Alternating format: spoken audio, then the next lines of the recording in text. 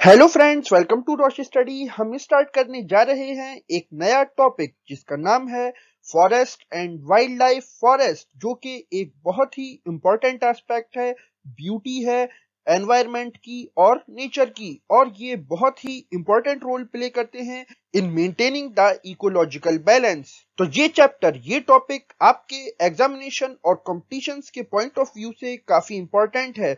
हमेशा की तरह लेक्चर स्टार्ट करने से पहले एक क्वेश्चन जिसका आंसर मैं आपको बताऊंगा इस लेक्चर के लास्ट में।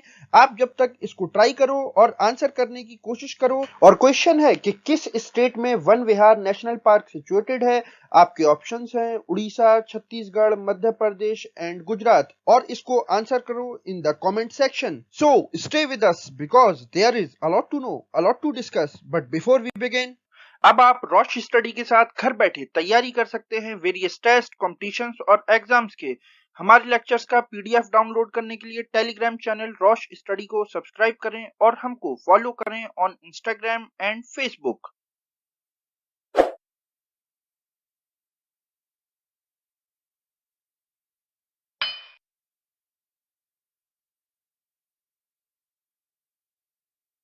So let's start.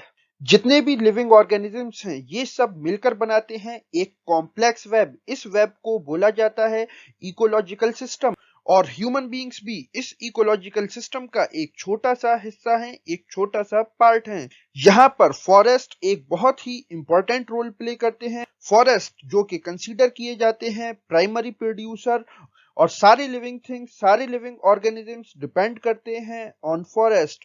फॉरेस्ट में पाई जाती है एक बहुत बड़ी बायोडाइवर्सिटी। बायोडाइवर्सिटी कहते हैं हम एक क्लोजली इंटीग्रेटेड सिस्टम को, जहां पर के मल्टीपल नेटवर्क्स, मल्टीपल स्पीशीज आपस में एक दूसरे के साथ इंटरेक्ट करती हैं और इस सिस्टम को चलाने में हेल्प करती हैं, और इस सिस्टम में एक बहुत ही इंपॉर्टेंट रोल प्ले करती हैं। अगर हम यहाँ पर बात करें इंडिया की, तो इंडिया का 22% लैंड आता है अंडर फॉरेस्ट, और ये आंकड़ा है according to forest survey of India, जो कि उसने प्रेजेंट किया था ये डेटा इन 2019।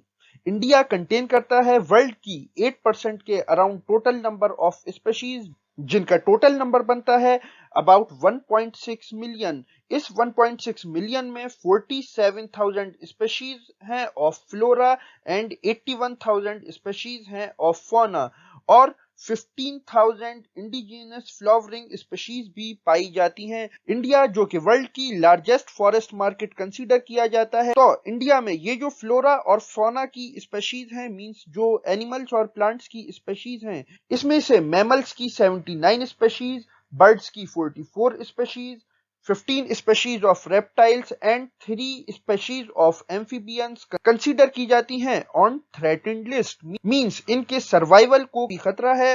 और फौना में से यानी प्लांट्स में से 1500 प्लांट स्पेशीज कंसीडर की जाती हैं ऑन एंडेंजर्ड लिस्ट। इसके पीछे का प्राइमरी रीजन है ह्यूमन एक्टिविटीज, जिससे कि इन प्लांट्स और एनिमल्स के सर्वाइवल को, हैबिटेट को काफी ज्यादा डेंजर बढ़ चुका है, काफी ज्यादा खतरा बढ़ चुका है। और इसके चलते international union of conservation of nature, short form IUCN, जो कि एक इंटरनेशनल ऑर्गेनाइजेशन है, इसने प्लांट्स और एनिमल की स्पेशीज को कैटेगराइज किया इन 6 क्लासेस, और ये क्लासिफिकेशन उन्होंने किया on the basis of their rate of survival, इनके सर्वाइवल की रेट की बेसिस पर। और ये 6 कैटेगरीज या 6 क्लासिफिकेशंस हैं: normal species, endangered species, vulnerable species, rare species, endemic species and extinct species. तो चलिए हम इन 6 क्लासिफिकेशंस को या 6 कैटेगरीज को डिस्कस करेंगे वन बाय वन। सबसे पहला क्लासिफिकेशन हम डिस्कस करेंगे नॉर्मल स्पेशीज। नॉर्मल स्पेशीज वो स्पेशीज जिनके पॉपुलेशन लेवल नॉर्मल हैं, इट मींस इनके सर्वाइवल को कोई खतरा नहीं है, सच एज कैटल, साल, pine, rodents and various other organisms। फिर नेक्स्ट क्लासिफिकेशन है एंडेंजर्ड स्पेशीज। एंडेंजर्ड स्पेशीज वो स्पेशीज जिनके एक्सटिंक्शन का, जिनके खत्म हो जाने का काफी ज्यादा खतरा बना हुआ है, जैसे कि Bengal tiger, snow leopard and black bucks. India ने 1973 में एक कंजर्वेशन प्रोग्राम लॉन्च किया for the protection of tigers, जो कि former prime minister Indira Gandhi ने लॉन्च किया था और इस प्रोजेक्ट का नाम था टाइगर प्रोजेक्ट। एंडेंजर्ड स्पेशीज के बाद नेक्स्ट क्लासिफिकेशन है वल्नरेबल स्पेशीज। वल्नरेबल स्पेशीज वो स्पेशीज कंसीडर की गई जिनकी पॉपुलेशन डिक्लाइन कर गई हो एटलीस्ट 50%, और इनके पॉपुलेशन के डिक्लाइन का रीजन नोन हो, उसके बारे में पता हो कि ये किस वजह से डिक्लाइन कर रहे हैं, या फिर वो स्पेशीज जिनकी पॉपुलेशन डिक्लाइन कर गई हो एटलीस्ट 30% और इनकी पॉपुलेशन के डिक्लाइन का रीजन अननोन हो। वल्नरेबल स्पेशीज के कुछ एग्जाम्पल्स हैं जैसे कि ब्लू शीप, एशियाटिक एलिफेंट या गैंगेटिक डॉल्फिन। फिर नेक्स्ट क्लासिफिकेशन है रेयर स्पेशीज। रेयर, जैसा कि आप यहाँ वर्ड से ही समझ गए होंगे, रेयर मींस अनकॉमन, यानी कि कोई भी ऐसी स्पेशी जो कि बहुत कम पाई जाती हो, जिसकी पॉपुलेशन बहुत ज्यादा स्कार्स हो और उसको कभी कभार ही देखा गया हो, और ये स्पेशीज आपको मिलेंगी in both plants and animals. Rare species के एग्जाम्पल्स हैं brown bear, wild Asiatic buffalo, desert fox and hornbill. But एक बात का आप यहाँ ध्यान रखना, ये अलग हैं एंडेंजर्ड या थ्रेटेंड स्पेशीज से। हम इसको एंडेंजर्ड स्पेशीज कंसीडर नहीं करते हैं या थ्रेटेंड स्पेशीज इसको कंसीडर नहीं किया जाता है। देन सेकंड लास्ट क्लासिफिकेशन है एंडेमिक स्पेशीज, यानी कि वो स्पेशीज जो कि किसी पार्टिकुलर एरिया में ही पाई जाती हैं, जैसे कि अंडमान वाइल्ड पिग या निकोबार पिजन, और ये भी एंडेंजर्ड और थ्रेटेंड स्पेशीज से अलग होते हैं।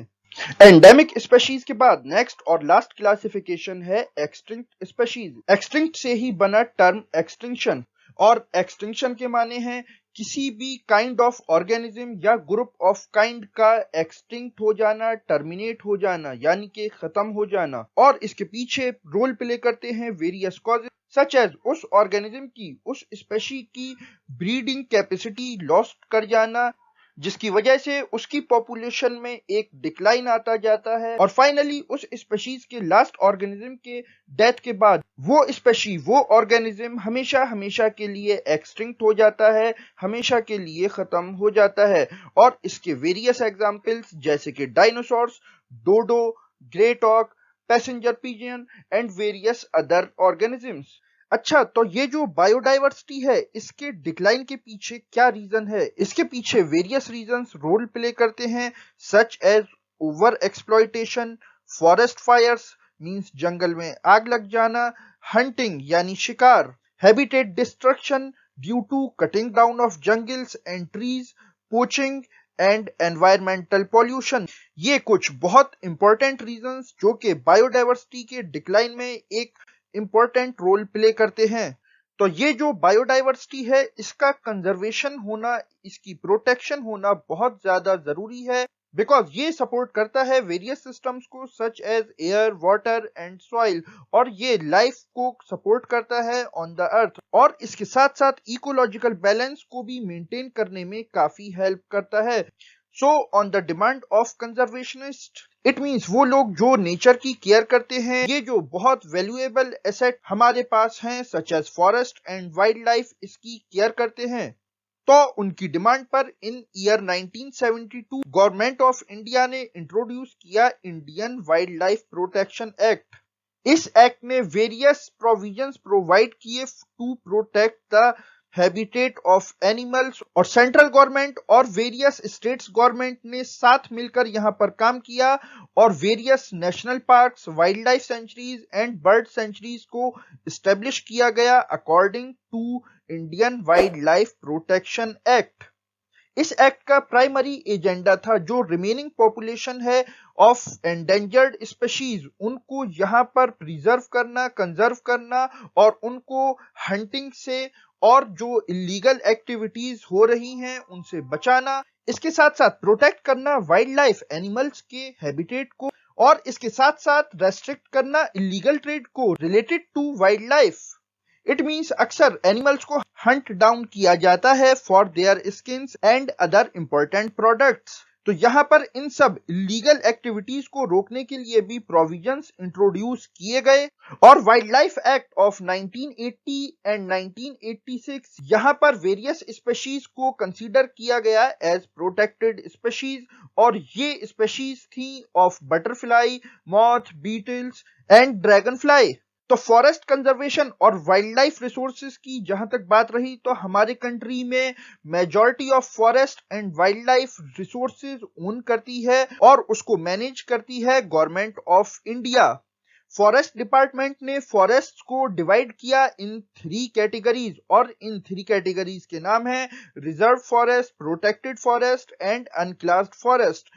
तो चलिए हम इन तीनों क्लासेस को डिस्कस करते हैं वन बाय वन। सबसे पहला टाइप ऑफ फॉरेस्ट ये है रिजर्व फॉरेस्ट। तो रिजर्व फॉरेस्ट वो फॉरेस्ट कंसीडर किए जाते हैं जहां पर जो एनिमल्स का नेचुरल हैबिटेट है, उनका होम है, इसकी प्रोटेक्शन बहुत ज्यादा हाई डिग्री की होती है और यहाँ पर किसी भी टाइप की हंटिंग और पोचिंग बिल्कुल भी अलाउड नहीं होती और अगर कोई पकड़ा जाए तो उसको बहुत हार्श प्रोविजंस के अंडर बुक किया जाता है और पनिश किया जाता है। इसीलिए इस टाइप के जो एरियाज हैं इनको कंसीडर किया गया एज रिजर्व फॉरेस्ट और टोटल फॉरेस्ट लैंड जो कि इंडिया में है उसमें से half of the land consider किया जाता है एज रिजर्व फॉरेस्ट। फिर नेक्स्ट टाइप ऑफ फॉरेस्ट ये है प्रोटेक्टेड फॉरेस्ट। प्रोटेक्टेड फॉरेस्ट वो फॉरेस्ट कंसीडर किए जाते हैं जिनका पास्ट में डिग्रेडेशन होता रहा है, इनका एक्सप्लॉयटेशन होता रहा है, बट इनको फर्दर डिप्लीशन से प्रोटेक्ट करने के लिए गवर्नमेंट ने इनको अपने अंडर में ले लिया है। इसीलिए इस टाइप के फॉरेस्ट को कहा जाता है प्रोटेक्टेड फॉरेस्ट और protected forest total forest land का कंसीडर किए जाते हैं 1/3। फिर नेक्स्ट एंड लास्ट क्लासिफिकेशन है अनक्लास्ड फॉरेस्ट। अनक्लास्ड फॉरेस्ट वो फॉरेस्ट जो कि ना ही रिजर्व फॉरेस्ट कंसीडर किए जाते हैं और ना ही प्रोटेक्टेड। इट मींस इन फॉरेस्ट को अभी तक क्लासिफाई नहीं किया गया है, कैटेगराइज नहीं किया गया है, इसीलिए इनको अनक्लास्ड फॉरेस्ट कहा जाता है। और इस टाइप के फॉरेस्ट लैंड ओन करते हैं both government and private individuals और कम्युनिटीज। तो फॉरेस्ट कंजर्वेशन से रिलेटेड एक बहुत ही इंपॉर्टेंट मूवमेंट, एक बहुत ही इंपॉर्टेंट कैंपेन जो कि लॉन्च हुई इन 1973 इन उत्तराखंड, जो कि उस टाइम पर था उत्तर प्रदेश और इसको लीड किया सुंदर लाल बहुगुणा ने। ये मूवमेंट लॉन्च किया गया basically to protect the trees from cutting down. तो चिपको मूवमेंट था क्या? चिपको मींस हगिंग, जिसमें के बच्चे, बूढ़े, औरतें उन्होंने जाकर पेड़ों को हग कर लिया, उनसे वो चिपक गए ताकि जो इलीगल ट्रेड करने वाले माफियाज हैं वो पेड़ों को ना काट पाए, जैसा कि आप इस पिक्चर में देख रहे हैं। लेकिन आप इस पिक्चर को कहीं चिपको मूवमेंट का पिक्चर मत समझ लेना, ये उससे डिफरेंट है, बट ये मूवमेंट काफी पॉपुलर हुआ थ्रू आउट द वर्ल्ड और ये बेस बना फ्यूचर में आने वाले वेरियस कंजर्वेशन मूवमेंट्स का। So this is the end of the lecture. अब हम आते हैं अपने क्वेश्चन की तरफ। मैंने आपसे पूछा था कि किस स्टेट में Van Vihar national park situated है, तो इसका सही आंसर है सी, मध्य प्रदेश। ये नेशनल पार्क सिचुएटेड है near the capital of Madhya Pradesh और ये स्टैब्लिश हुआ था इन 1979। इसका टोटल एरिया 4.5 स्क्वायर किलोमीटर के अराउंड कंसीडर किया जाता है। तो आशा करता हूं यहां आपको हमेशा की तरह काफी कुछ जानने को मिला होगा। Thanks for listening, have a good day, okay, bye.